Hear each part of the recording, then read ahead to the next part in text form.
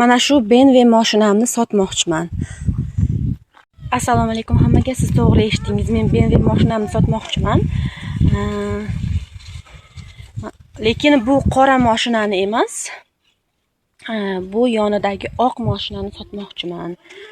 Hozir sizlarga yaxshilab ko'rsataman. Bu o'zimning kichkinagina e'lonim. Bu mashinani sotuvga qo'yganimizga ancha bo'ldi. Hozir bizda ikkita mashina bo'lgani uchun, shuning uchun bittasini sotishga qaror qildik. Bitta uyga bitta mashina yetadi ekan. O'shanga bittasi anchadan beri haydalmay turibdi. Shunga bu mashinani sotishga biz xo'jayinim bilan kelishdik. Mana sizga aynan mana shu mashinani ko'rsatmoqchiman. Mana shu mashinani sotmoqchiman. Puliga qiziqqanlarga, puli hozircha bunda mashinada ozgincha ishi bor.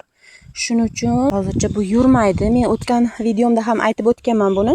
Yurmasligini va nima sababdan ekanligini hali aniq emas. Chunki biz mana ko'rinib turibdi, qishloqda yashaymiz. Qishloqda BMW ustasi yo'qligi uchun buni shaharga olib borish kerak.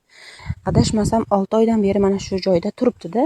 Xo'jayinim Rossiyaga ketgan, mana shu joyda turibdi va agar kim qiziqsa, Maschoqdan, Tojikistondan, biz Tojikistondan, Maschoqdan, So'g'd viloyatidan, Maschoqdan kim qiziqsa mana shu mashinaga kommentariyaga yozsa, men o'z nomerlarimni qoldirib ketaman. Mana bu mashina BMW 98-yil chiqarilgan va sostaniyasi juda ham zo'r. Kim olsa ham baraka topadi, chunki men o'zim 1 yil juda ham maza qilib haydaganman va hech ham buzilmagan. Ichlarini agar qiziqsa yana ichlarini yana alohida sizlarga ko'rsatib, hamma tomonini ko'rsatib o'taman. BMW mashinasini tushunganlar biladi. Bu juda ham baquvvat.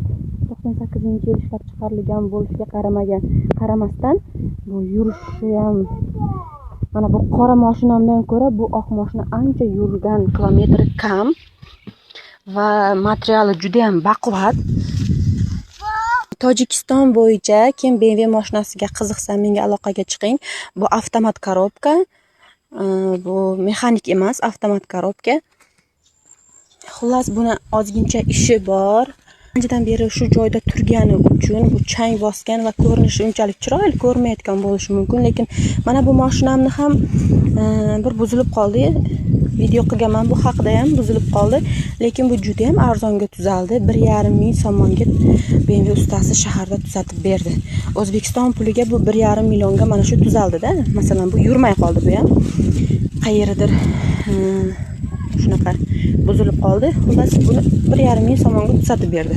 Bu ham hozirda yurmaydi. Sababini bu yerdagilar bilmadi, lekin balki Xo'jand shahriga borsa, ustalarni o'zi bilib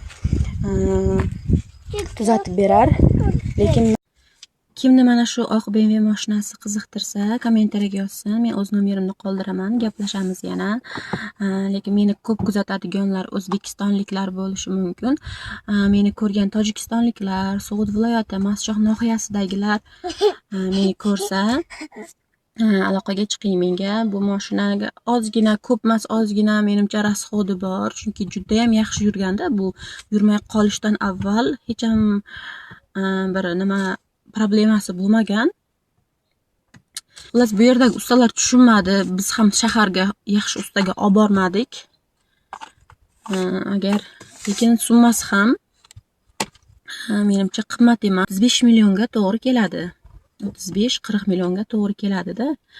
Undan ham arzonroq qilib ko'ngildagidek qilib yana gaplashsak bo'ladi. Xullas, meni e'lonim shundan iborat. Hozir men bu mashinamni mo'ykaga olib boraman va o'zimning ko'chada ishlarim bor. Sizlarga aytmoqchi edim, o'z podpischiklarimga sog'lik, salomatlik tilayman. Mana qizim, ishda davom eting. Like, kommentariya kutib qolaman.